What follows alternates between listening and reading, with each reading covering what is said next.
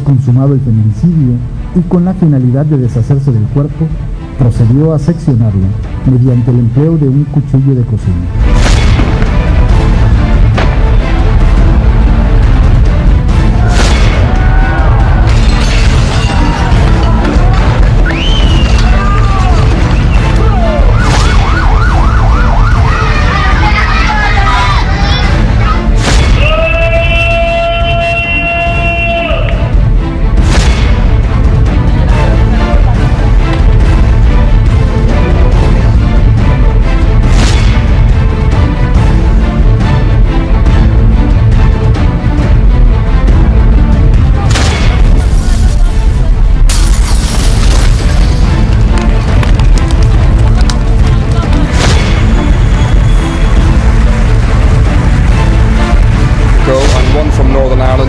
Sent off. At one point, the game was stopped for 5 minutes after a brawl in the penalty box.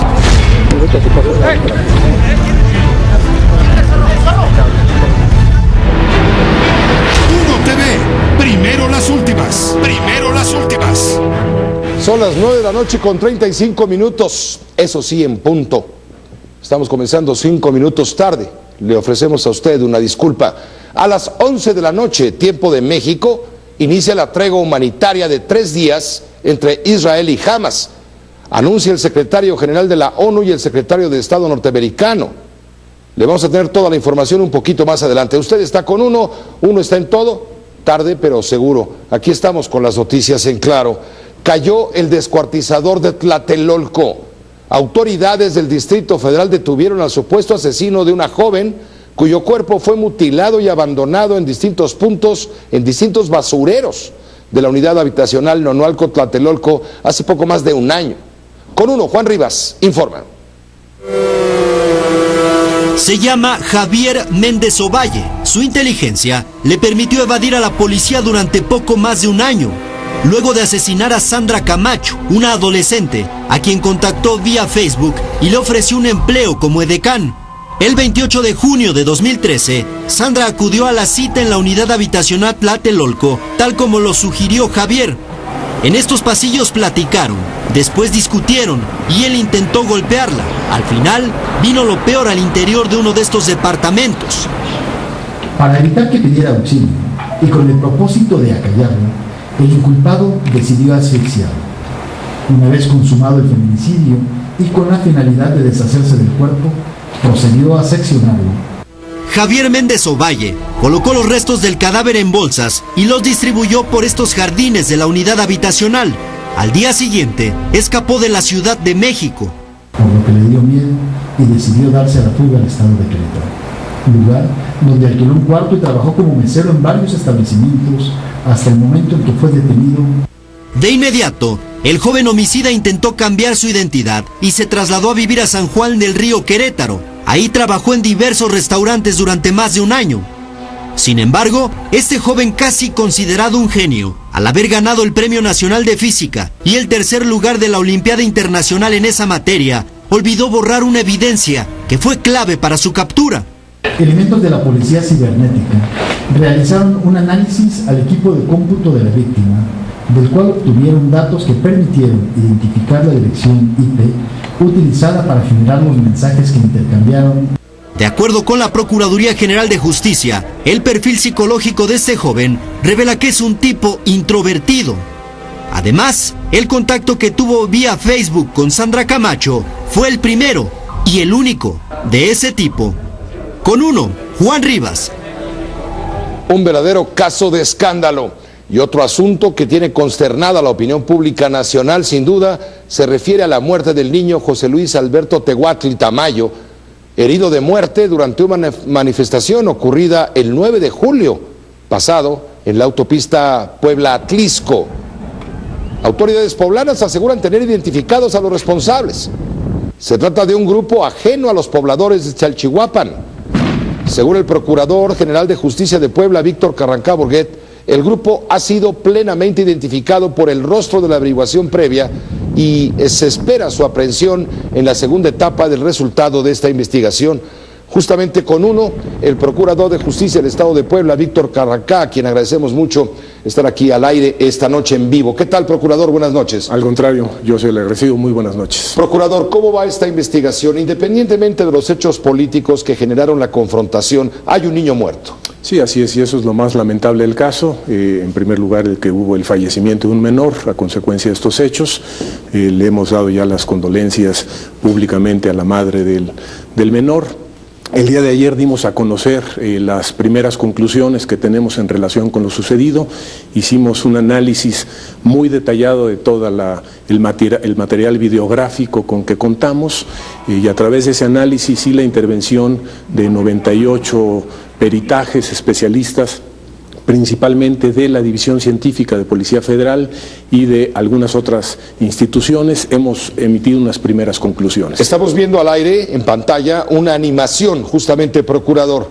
Este dictamen se llama infografía, es un dictamen pericial de una reconstrucción en tercera dimensión que hizo Policía Federal, la División Científica de Policía Federal, y nos permite ubicar el lugar en donde se encontraba el menor al momento de los hechos, la población que estaba de ese lado del puente y la confrontación que se daba justamente sobre el puente que divide la autopista, que atraviesa la autopista. La Policía Estatal estaba al centro del puente, siendo en ese momento atacada por dos grupos que ingresaron a ese puente por ambos lados. ¿El niño estaba alejado, junto a una según barda? muestra el render? Así es, prácticamente a 100 metros del puente, a unos 70 y tantos metros del grupo que está de un lado y a 127 metros del grupo que está del otro lado. Se da la confrontación, comienzan el lanzamiento de gases lacrimógenos por parte de la policía, también los manifestantes, ¿cuántos eran? ¿Unos 1000? Yo creo que en todo el contexto han de haber participado 700 personas más o menos, pero los grupos agresores son menos. Se concentran en dos grupos que abordan el puente por los laterales y son los que con los objetos que arrojan y los cuetones, en fin, van encapsulando a la Policía Estatal al centro del puente. Estas son las escenas reales, sí, de lo que ocurrió el 9 de julio. Así es. Esto es en la autopista Puebla-Atlisco. Puebla-Atlisco. Ahí vemos cómo van encapsulando a la policía. En ese momento ya la policía empieza a abandonar el puente, ya es prácticamente el final de la confrontación. Ahí van ganando los pobladores de Chalchihuapa. Ya los habían encapsulado por ambos lados del puente. Ahí vemos a la distancia cómo estaba la Policía Estatal al centro del puente y cómo fueron agredidos, digamos, por estos grupos hasta que los logran bajar del puente. Dice la Procuraduría de Puebla, procurador, que en el grupo de los manifestantes había infiltrados. Así es muy claro, hay imágenes que se han hecho públicas en donde la Policía Estatal, cuando empieza después del diálogo a tratar de abrir la vialidad, hay un grupo de personas que tiene preparadas piedras, etcétera, y agrede a la policía en forma muy violenta, y eso desata una primera confrontación. Se tranquilizan las cosas, la Policía Estatal se coloca sobre el puente para evitar que se arrojen objetos sobre los vehículos que circulan, y entonces es cuando es abordada por esos mismos sujetos por los dos lados. Aquí, por ejemplo, ¿qué está pasando? Este hombre que lleva algo en la mano, en el brazo, le entrega algo a una mujer. Es un tubo que utilizaron, en este caso es de metal, también utilizaron de PVC para poder lanzar los cuetones contra los policías. Ellos traían cuetones y los lanzaron contra los policías. Así es, cuetones de una fuerza explosiva considerable. Muy ruidoso, seguro. Seguro, sí, por supuesto. Aquí en las escenas que nosotros vemos, el camarógrafo está a una gran distancia porque está utilizando el zoom para filmar y aún así se escuchan las explosiones permanentemente durante todo el conflicto. Ahora, ¿cómo explica, procurador, que dentro de los manifestantes hay 9 lesionados graves? Hubo 40 policías lesionados, 40 y tantos, hubo una veintena de pobladores lesionados también con golpes de todo tipo, pero dentro de todos ellos hubo 9 con lesiones graves. Uno perdió el ojo, el otro le rompieron un maxilar. Otros más tuvieron golpes muy fuertes, incluso en una mano, etcétera. Casi pierde un dedo, se le desprendió una parte del dedo. Nosotros formalmente tenemos el registro de 2. Los restantes no se han presentado a la Procuraduría a rendir declaración, los hemos invitado. Nos interesa saber todo lo sucedido y deslindar responsabilidades en todos los casos. Tenemos 2 registros de lesionados, uno de ellos, el del maxilar, no ha querido presentar una declaración, estaba en el hospital, ahí fue visitado por el Ministerio Público, seguramente lo hará en su momento. Vamos a determinar la causa de sus lesiones y vamos a proceder en consecuencia. Estamos viendo justamente escenas de la agresión. Ahí un grupo de manifestantes atunden a palos a un policía al que le ganaron, lo despojan del casco y se van encima de él y le pegan en donde puede. Ya no traía casco este hombre. Así es, lo golpean, vamos a ver las escenas, lo golpean en una forma considerable, en fin. A él finalmente lo dieron prácticamente por muerto y por eso se pudo rescatar al final ya en el curso de la noche. Sí, más adelante la imagen, este policía rescatado por sus compañeros es retirado del lugar, cubierto prácticamente por completo. Incluso se hablaba entonces, en ese momento, de que este policía había muerto. Así es, pero afortunadamente no fue así. Sufrió lesiones graves, pero no falleció. Ahora, ya vimos un lado de la historia, lo que están ustedes investigando. Dicen ustedes tener ya una gran cantidad de peritajes para determinar que el niño Tehuatli, que andaba por ahí, no exactamente ahí, pero muy cerca de ahí, que murió, y sobre el cual debe aclararse quién lo mató. Este niño fue agredido le pegaron en la masa, le pegaron en el cerebro, pues en la cabeza, y le abrieron un boquete. Tengo información de que el niño llegó, digamos, con muerte cerebral al hospital 1 hora después de los hechos. Bueno, ¿quién lo golpeó? Bueno, ¿quién lo mató? Nosotros teníamos que determinar primero la posición o el lugar en donde se encontraba el menor al momento del hecho. Eso era fundamental. Teníamos que determinar la hora a la que ocurrió el hecho para poder visualizar qué estaba sucediendo precisamente en ese momento. Después, la naturaleza de las lesiones que presentó, y eso pues los médicos forenses y los especialistas hicieron el análisis de la fractura multifragmentaria que presentó el menor en la cabeza. Con base en ello hemos podido establecer con toda claridad que fue un objeto explosivo, un cuetón en este caso, que estalló junto a la cabeza, y la onda expansiva es lo que provoca el desprendimiento de cráneo. Procurador, perdón la pregunta, ¿por qué dice usted con toda certeza que es un cuetón lo que mató al niño? Un cuetón se refiere usted al tipo de armamento, entre comillas, que traían los protestadores, y no fue un golpe dado con un lanzagases. Sí, por varias razones, pero una de ellas, la más importante, por la naturaleza de la lesión. La lesión, hay una contusión por la onda expansiva, pero después, por la implosión que se genera después de una explosión, hay un desprendimiento del hueso de 10 centímetros. Un golpe contuso lo que provocaría sería obviamente una contusión y después la fractura hacia el interior de la cabeza. Digamos, la naturaleza de la lesión es muy diferente en ambos casos. Esto lo han dicho los expertos que han analizado y que evidentemente son expertos en materia de explosivos. El tipo de lesión es muy distinto en cada caso. Nosotros hicimos pruebas con los peritos de la Policía Científica y los nuestros en balística y explosivos con cada uno de los objetos que se utilizaron el día de los hechos. Esto es, utilizamos los lanzagranadas con tejido blando, con, digamos, unos monitores que simulan ser la persona lesionada, y con esos monitores utilizamos todos los objetos que se utilizaron ese día. Los cuetones, utilizamos los lanzagranadas disparados en forma directa y a corta distancia, y utilizamos los demás objetos, las resorteras, etc. Lo único que provoca una lesión de esa naturaleza, que es el desprendimiento del hueso en la forma en que ocurrió ese día, son los cuetones. En las pruebas resultó una lesión prácticamente idéntica a la producida con un cuetón. Los dispositivos de gas lacrimógeno, aún disparados a corta distancia, por supuesto que pueden lesionar, pero provocan una contusión, no provocan fractura. Así como hoy se informa por parte de la Procuraduría de Justicia del Estado, procurador, que están identificados los agresores, los infiltrados incluso en esta manifestación, y quienes probablemente hayan cometido o hayan provocado la muerte del niño, así como ustedes hacen este anuncio, también la Comisión Nacional de los Derechos Humanos ha dado a conocer mediante una comunicación haber iniciado una investigación por el caso de Chalchihuapan y a través de este comunicado, el Ombudsman Nacional, Raúl Plasencia, acordó tramitar un expediente como investigación de violaciones graves a los derechos humanos. Ojo, ya había intervenido la Comisión Nacional de Derechos Humanos, pero ahora vuelve a intervenir por lo que considera agresiones graves a los derechos humanos que vulneran los derechos de la vida, en este caso del niño. Si me permite, procurador, tenemos comunicación con uno. Está el doctor Luis García Guerrero, él es primer visitador de la Comisión Nacional de los Derechos Humanos. Si me permite, vamos a enlazarnos en vivo. Doctor, ¿qué tal? Buenas noches.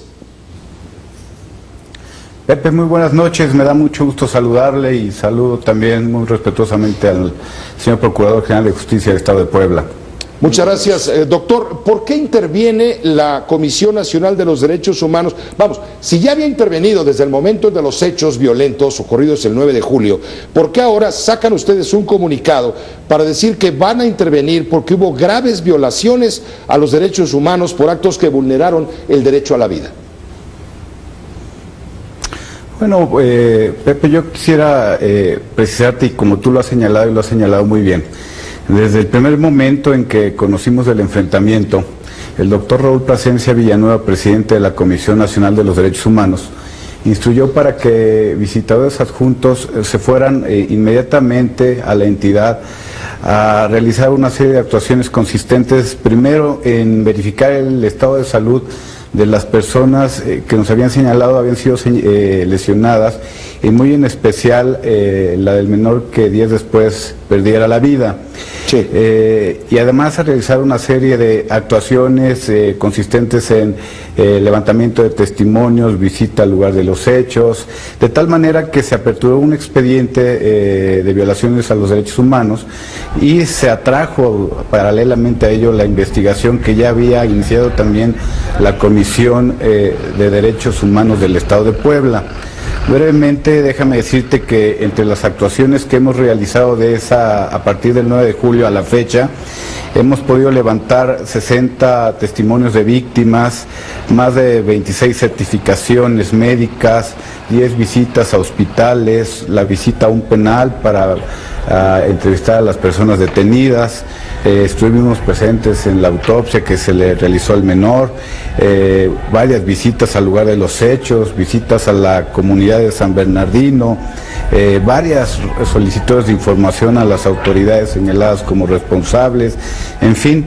Y debo decirte además que a la fecha, ahorita en este momento, se encuentran visitadores adjuntos ahí en la comunidad, levantando testimonios de víctimas que siguen dando cuenta de lo que pasó ese día en ese lugar. Ustedes van a presentar un informe preliminar, ¿cuándo? Porque ustedes traen su investigación autónoma. Ustedes podrán decir, o la gente podrá entender, que la Procuraduría de Justicia del Estado de Puebla, estamos ahora con el procurador Víctor Carranca, es parte interesada, porque forma parte del gobierno. Ustedes, como ente autónomo, ¿cuándo van a dar a conocer su conclusión? Mira, efectivamente, como lo señalaste, debido a que los acontecimientos resultaron de especial gravedad, trascendieron el interés de la entidad federativa, incidió en la opinión pública, que dio como consecuencia que un niño perdiera la vida, 9 personas que tenemos al menos certificadas resultaran lesionadas, al menos 40 policías presentaran heridas y existiera un número indeterminado de personas agraviadas, aunado al hecho, Pepe, que observamos patrones similares a los que se presentaron en el caso Ayotzinapa en 2011, y incongruencia institucional fue que precisamente el día de hoy el presidente de la CNDH dio a conocer su determinación para iniciar una investigación por violaciones graves a los derechos humanos. Te doy 10 patrones semejantes de los que pudimos observar. La existencia de un reclamo previo por parte de miembros de una comunidad hacia servidores públicos del Estado, una demanda social al parecer no atendida adecuadamente o simplemente no atendida, una manifestación en una carretera federal, la presencia de elementos policiales para contener la manifestación, diversos tipos de agresiones que derivan en un enfrentamiento que generó que la manifestación se tornara violenta, la pérdida de la vida de un manifestante o de un niño de 13 años, varias personas entre civiles y elementos policiales lesionados, posibles actos de detención arbitraria, la ausencia, al parecer, es lo que estamos investigando, de protocolos para uso de la fuerza y una indebida preservación del lugar de los hechos, entre otros aspectos que son patrones semejantes a los del caso Ayotzinapa, que por ello, más las víctimas que estamos platicando, fue que el presidente de la CNH determinó iniciar esta investigación por violaciones graves a los derechos humanos, y ahorita estamos trabajando aquí en la Comisión Nacional de los Derechos Humanos 24 horas diarias y también en la entidad, para que en próximos días podamos dar unos avances preliminares de la investigación.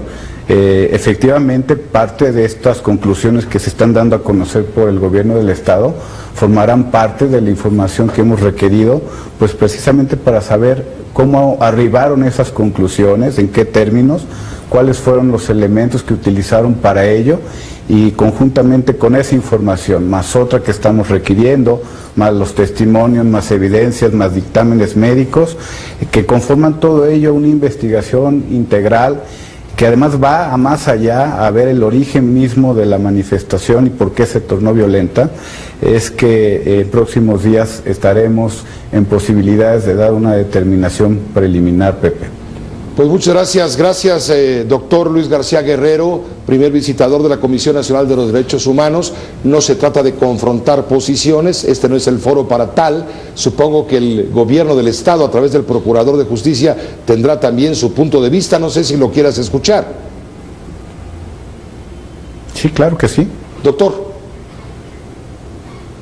Raúl, digo sí, Víctor, claro que sí, es importante. Un saludo al doctor, por supuesto. Bueno, nosotros hemos dado a conocer el día de ayer las conclusiones respecto de la lesión del menor.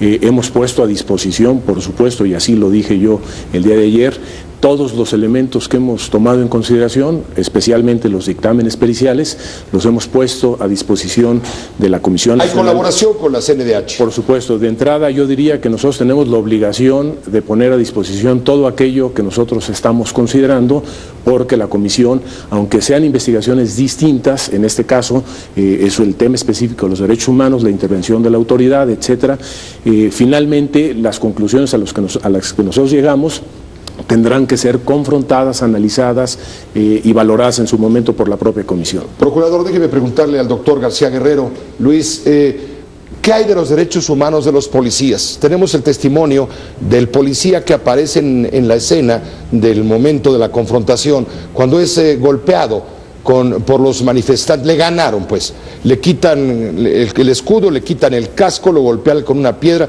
Tenemos el testimonio del policía, lo vamos a poner al aire si me permiten ambos, por favor.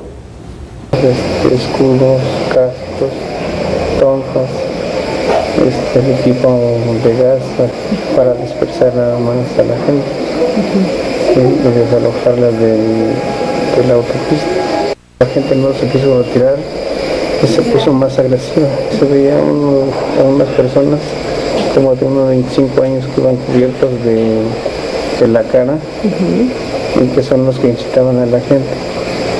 Y llevaban las bombas molotov en las manos y gritaban, no, hay que tomarlos como si hubieran sido contratados para que vinieran a reforzar al pueblo, porque ya llevaban bombas molotov. Ya sabían ellos cómo atacarnos con los cohetes. Y nos empezó a atacar ya directamente con los palos, con las piedras. Y gritaban, ya traigan las bombas para quemarlos. Cuando me tocaron dos, cuando tenía el equipo todavía. Luis, doctor García Guerrero, ¿qué hay de los derechos humanos de este hombre y de otros que como él resultaron golpeados en la confrontación? ¿Solamente cuentan para ustedes la CNDH los derechos humanos del niño muerto? Sin duda alguna, no solamente esta investigación que se abrió por violaciones graves a los derechos humanos contempla la investigación, Pepe, tanto del fallecimiento del menor como de las demás víctimas civiles lesionadas, sino desde luego contempla también el investigar los agravios que sufrieron. Al menos nosotros tenemos registrado 40 elementos policiales y ya están siendo entrevistados. De hecho, tenemos quejas ya presentadas por varios de ellos y será parte de lo que este organismo nacional, por instrucciones de su presidente, el doctor Plasencia Villanueva, dé cuenta a la sociedad en su momento en esta determinación preliminar que daremos a conocer. Se dará a conocer seguramente antes de que termine el mes, suponemos, y espera la nación, el país, por los poblanos desde luego, la gente de la zona de Chalchihuapan esperan una contestación para determinar primero quién mató al niño, o sea, por qué murió el niño, quién agredió al policía, que también tiene derechos, y todo lo que hay alrededor de esta situación que ha generado tal confrontación. Muchas gracias, doctor. Buenas noches. Muchas gracias, Pepe. Muchas gracias. Gracias, el doctor Luis García Guerrero, primer visitador de la Comisión Nacional de los Derechos Humanos, procurador. ¿Puede llegar a la conclusión de que la ley, la llamada ley Bala, que no lo es, basada en protocolos internacionales de Naciones Unidas, en fin, estuvo mal aplicada? ¿Por qué? Porque las autoridades que la debieron aplicar, en este caso las fuerzas de seguridad, quizá no tengan capacitación suficiente ni criterio suficiente para aplicarla con ciertos protocolos, para ir por etapas y tener que parar una manifestación con el legítimo derecho del monopolio de la fuerza que tiene la policía, ¿o no, doctor? Por supuesto, desde luego que la investigación que nosotros estamos realizando también abarca esos aspectos. Yo lo he señalado con toda claridad, teníamos que establecer para la Procuraduría cuál es el origen y causa de la lesión del menor. Sin embargo, también tenemos que establecer respecto de los otros lesionados y tenemos que determinar la actuación de la policía si se fue conforme a protocolos o no. Por supuesto que es parte de la investigación, porque independientemente de lo que la Comisión Nacional de los Derechos Humanos investigue y establezca en su momento, nosotros tendremos que llegar a nuestras conclusiones respecto de esos aspectos. Quiero señalar que ¿Asumiendo responsabilidades, procurador? Por supuesto. El responsable de la aplicación de la ley, de la llamada ley Bala, es el secretario de Seguridad Pública y es el procurador de Justicia del Estado. No, bueno, en este caso a la Procuraduría lo que le toca es investigar. La Procuraduría no toma participación, digamos, en las tareas de seguridad pública, en este caso fue la Policía Estatal. Sin embargo, nosotros tendremos que deslindar responsabilidades.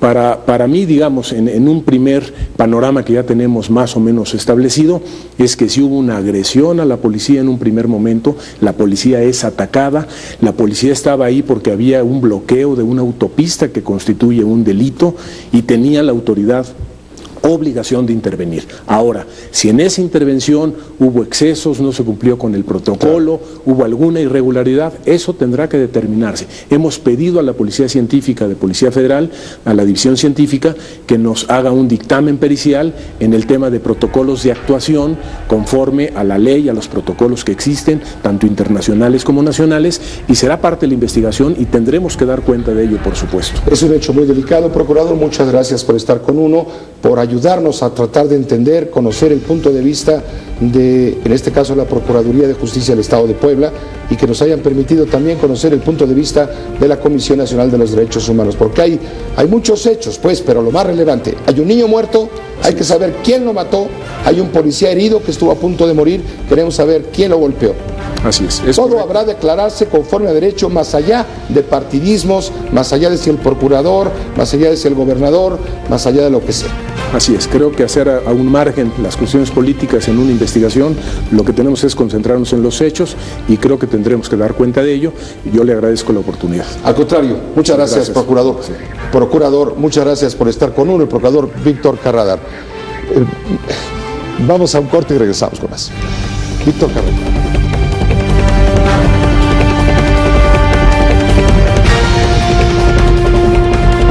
Con Mapfre En San Lázaro continúa la discusión de las leyes secundarias en materia energética. Esta tarde los diputados aprobaron en lo general el dictamen relacionado con la creación de órganos reguladores del sector petrolero. Vamos precisamente hasta San Lázaro. Allá se encuentra con uno, Adrián Capula. Adrián, ¿cómo te va? Buenas noches. Tu crónica.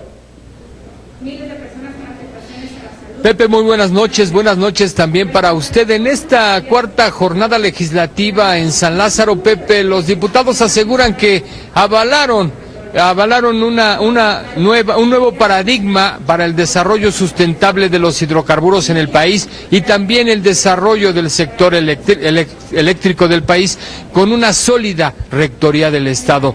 Con los votos del PRI-PAN, el Partido Verde y el PANAL, el Pleno de la Cámara de Diputados aprobó el cuarto y último de los dictámenes de las leyes secundarias que envió el Senado de la República a esta Cámara Baja. Estos son los detalles, la información de todo lo que ha acontecido en esta jornada, Pepe.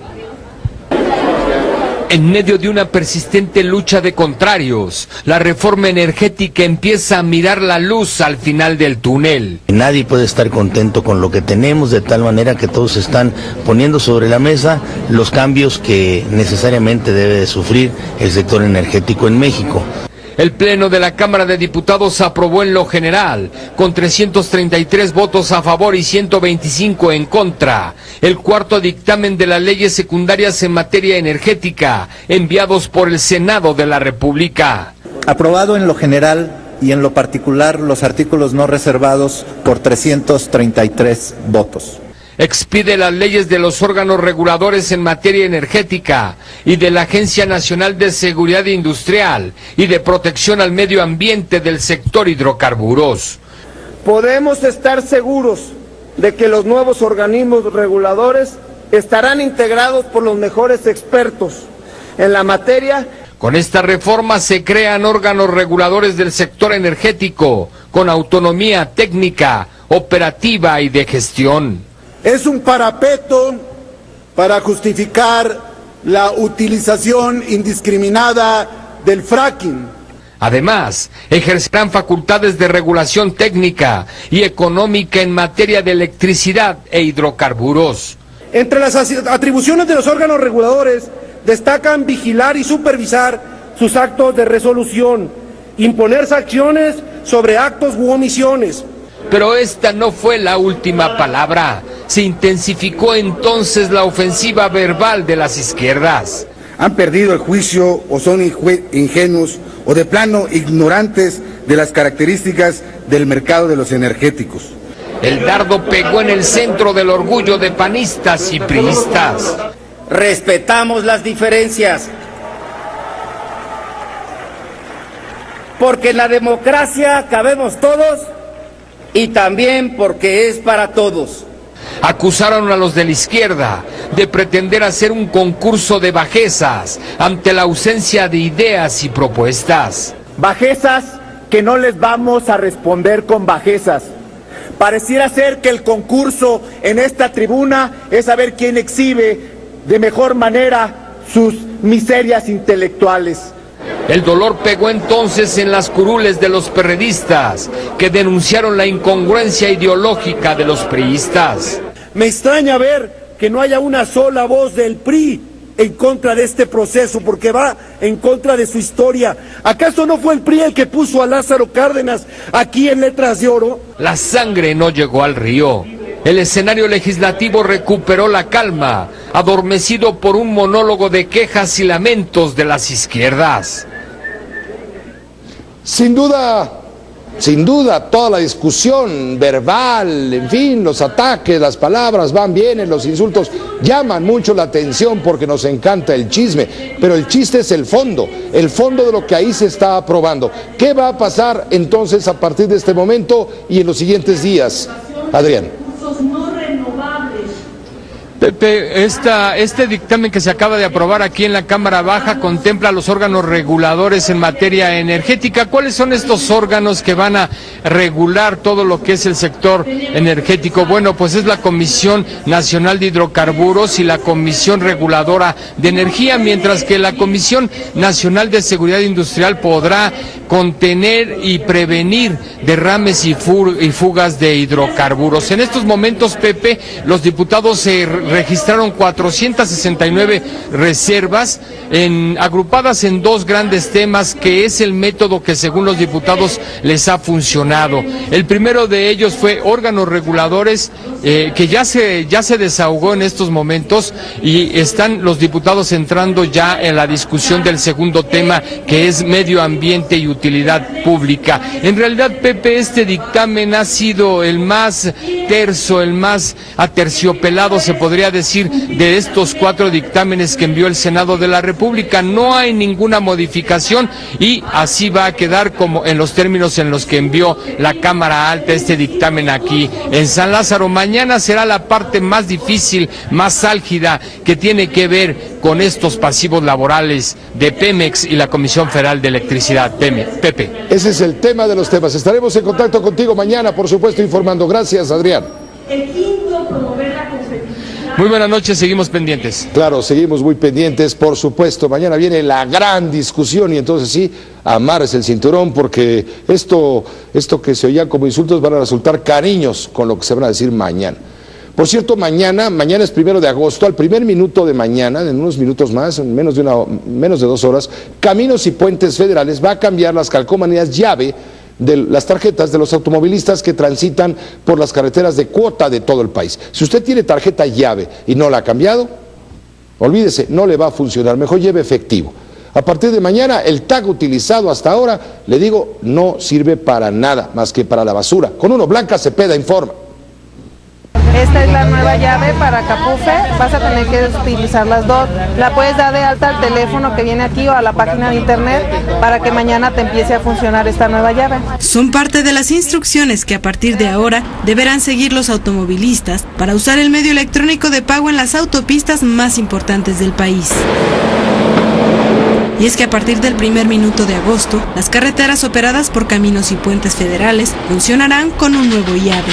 El cambio, asegura Capufe, es para elevar la eficiencia en la lectura del dispositivo y agilizar el cruce de los vehículos, lo que se traducirá en ahorro de tiempo y un cobro ágil y transparente. En esta etapa de activación y de canje es una etapa muy dinámica, sin embargo sí tenemos contemplado el poder darle atención y poder tener el stock suficiente de tags llave al universo de usuarios que hoy que están activos, que son vigentes y que utilizan este medio. Sin embargo, la medida tiene sus contratiempos. Ante la necesidad de estas nuevas calcomanías para las carreteras operadas por Capufe, algunos automovilistas no están de acuerdo en tener que conservar la calcomanía anterior para poder transitar por los segundos pisos en el Distrito Federal.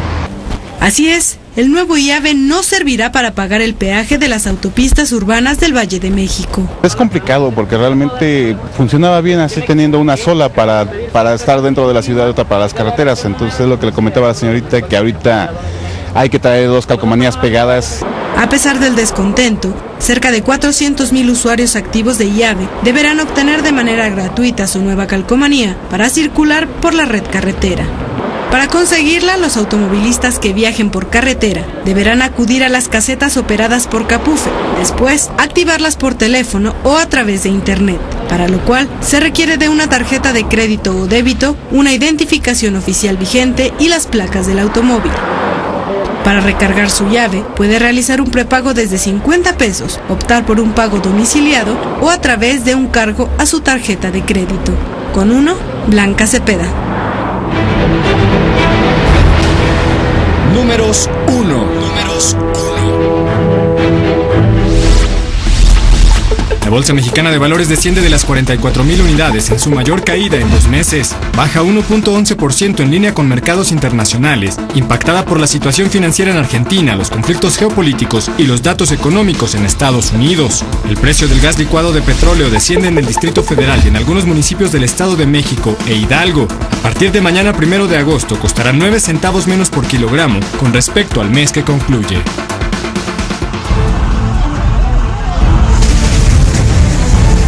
Difunden imágenes de horror en Gaza. Van 1.400 muertos. No nos detendremos, advierte el primer ministro de Israel.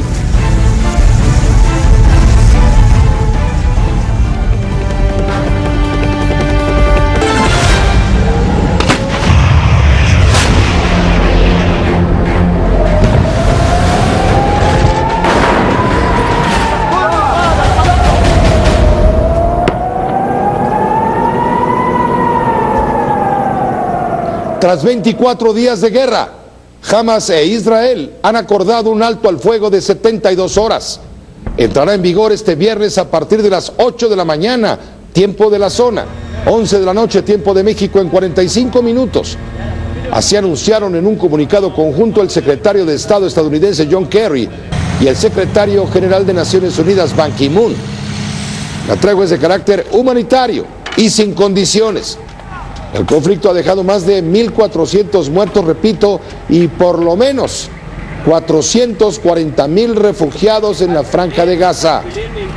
Del lado de Israel se contabilizan 59 muertos. El grupo armado palestino y el Estado judío enviarán delegaciones a Egipto para negociar un alto al fuego más duradero.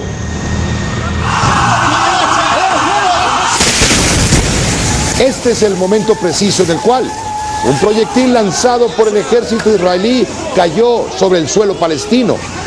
En el lugar había ambulancias y voluntarios, quienes habían llegado para ayudar a las víctimas de otro ataque, ocurrido a unos cuantos metros de distancia, minutos antes. En el sitio también había reporteros, pero ni su presencia ni la del personal médico lograron detener las agresiones enviadas desde Israel. También han causado alto impacto las imágenes subidas a redes sociales por un militar israelí. Han desatado rabia e indignación entre los cibernautas. En la imagen aparece este hombre con un uniforme militar y la leyenda: "Hoy maté a 13 niños". A esto agregó otros comentarios ofensivos. Debido a las reacciones, el supuesto militar identificado como David Ovadia borró su publicación, aunque muchos usuarios, quienes pudieron ver y leer este tuit, tomaron capturas de pantalla, copiaron el mensaje y lo volvieron viral.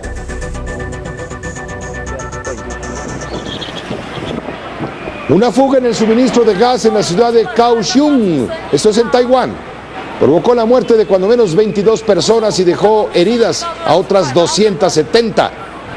Militares y bomberos de otras ciudades han acudido a la zona afectada para colaborar en las labores de extinción y rescate.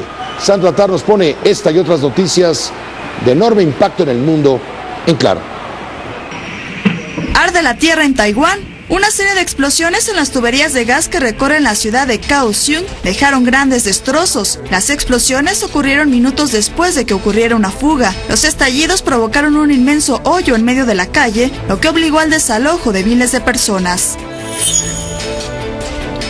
2 semanas después del derribo de un avión de Malaysia Airlines en la región ucraniana de Donetsk, un grupo de forenses internacionales logró llegar hasta el lugar de la tragedia para iniciar una investigación. Recogieron 25 muestras de ADN y 27 objetos personales de las víctimas. Al poco tiempo se vieron obligados a retirarse por los combates entre tropas ucranianas y rebeldes prorrusos.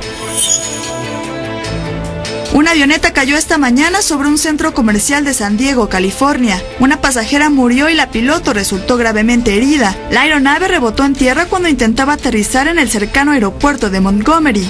Es el tercer accidente de una avioneta en lo que va de la semana.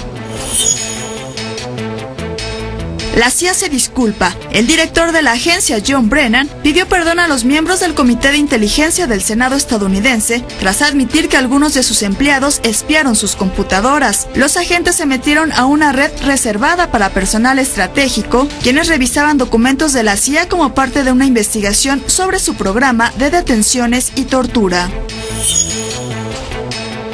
El Congreso de Estados Unidos congeló el debate migratorio en su último día de actividades. Será hasta dentro de 5 semanas cuando la Cámara de Representantes vote la propuesta para enviar a la frontera con México más efectivos de la Guardia Nacional y acelerar las deportaciones. Esto ocurría mientras el presidente Barack Obama acusaba a los republicanos del Congreso de querer separar a las familias de migrantes. Con uno, Sandra Tar. Vandaliza la CENTE, sede del PRI en Oaxaca. Tiran puertas, rompen vidrios y mientan madres. Esa lección nos dan los maestros.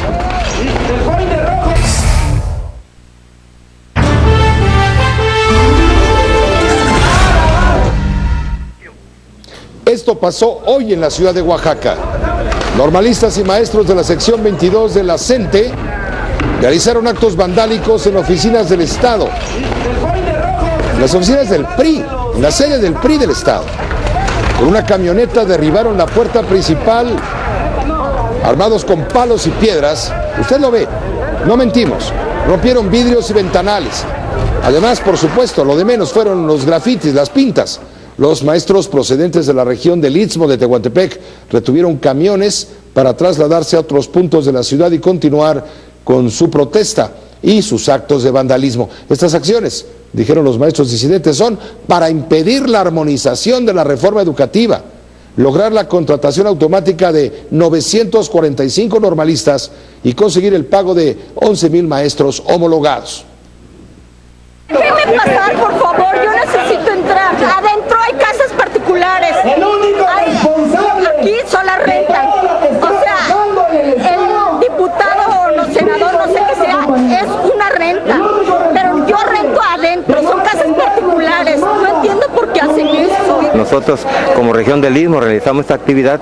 Hoy tendremos nuestra plenaria y mañana nuestra asamblea estatal, donde vamos a definir de igual manera y discutir cada una de las actividades, y no descartamos que la asamblea estatal esté definiendo prácticamente una movilización masiva aquí en el Zócalo capitalino, y asimismo con el riesgo de que no se inicie el ciclo escolar.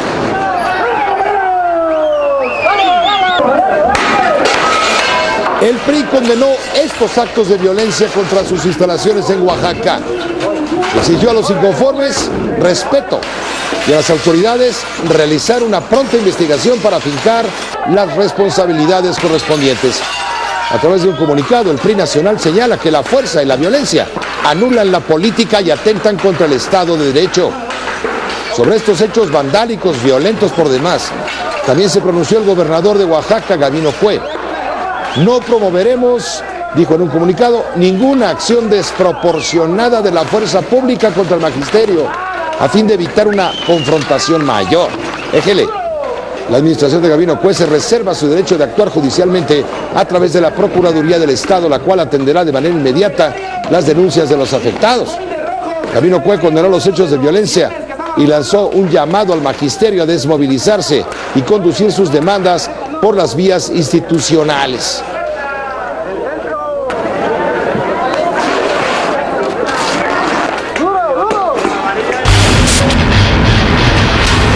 No hay mejor sentimiento que ver a tu equipo ganar. Bueno, y también hubo bronca, todo ha sido día de broncas hoy.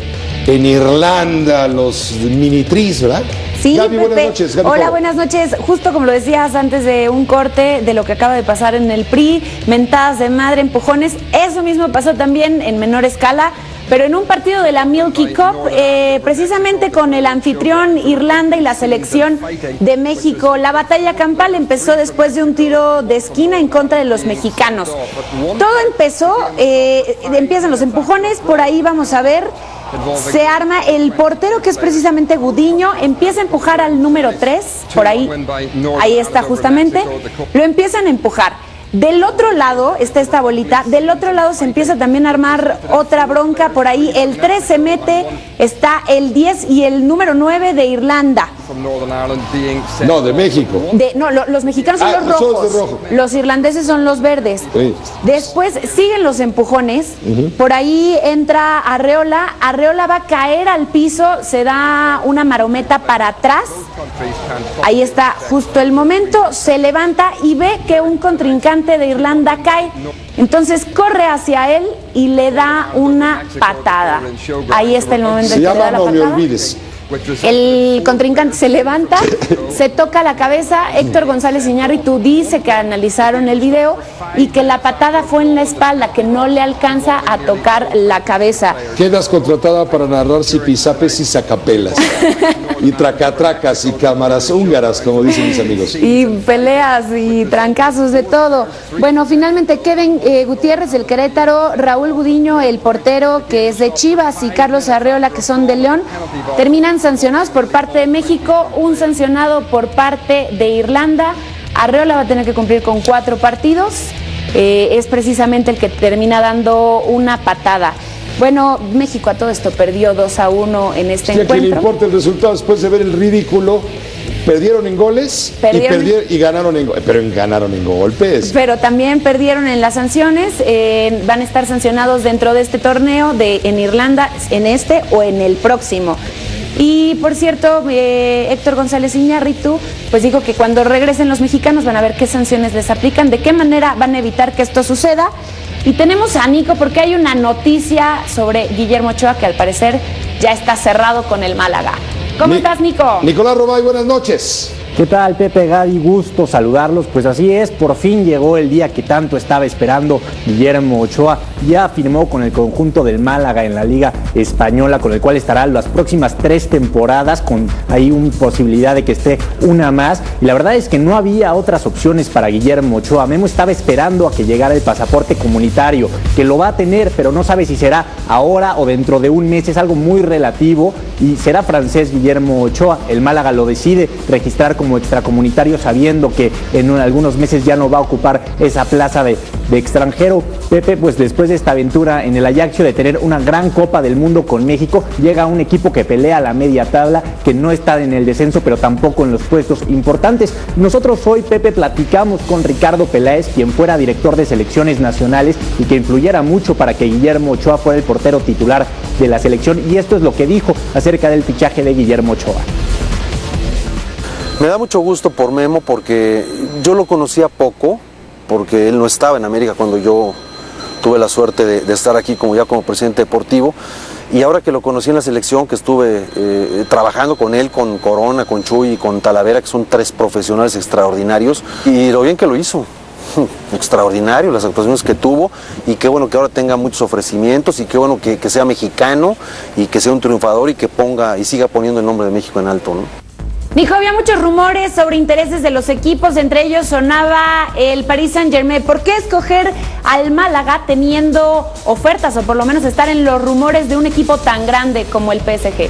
La verdad es que ni el PSG, ni la Juventus, ni el Liverpool se acercaron formalmente a Guillermo Ochoa. La única opción de ser portero titular era con el Málaga. Es por eso que Guillermo Ochoa, junto con su agente Jorge Berlanga, deciden ya no jugarle al valiente. Es verdad que si el día de mañana Francia decide darle la nacionalidad a Memo, que la tiene muy fácil, porque recordemos que Memo tiene una hija de 1 año de edad que nació en Francia, ahí sí ya se podría abrir una baraja de posibilidades, pero de ser titular, muy complicado. Por eso decide irse a Málaga. Aparte de que recordar que Guillermo Ochoa se fue al Ajaccio sacrificando gran parte de su salario, gana 3 meses menos en el Ajaccio, ahora ya empieza a ganar una ficha un poco más importante porque se va como agente libre. Eso quiere decir que el Málaga no tiene que pagar absolutamente nada al Ajaccio por Guillermo Ochoa, entonces el jugador está en posibilidad de pedir un sueldo más alto, no como lo que ganaba en el América, pero sí ya ganar bastante dinero, Pepe.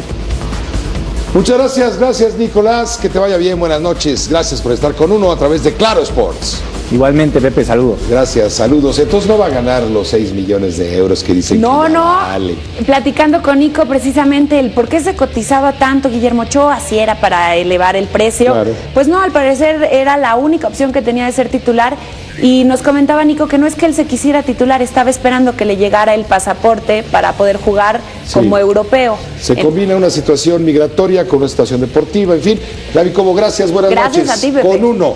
Y buenas noches a usted por acompañarnos a lo largo de esta transmisión. Mucho pleito el día de hoy. Al cierre le informo, se puso a la venta Neverland, por si le interesa, el emblemático rancho donde vivió Michael Jackson. La propiedad de casi 11 kilómetros cuadrados. Imagínense lo que cuesta mantener eso. Fue puesta a la venta por un inversionista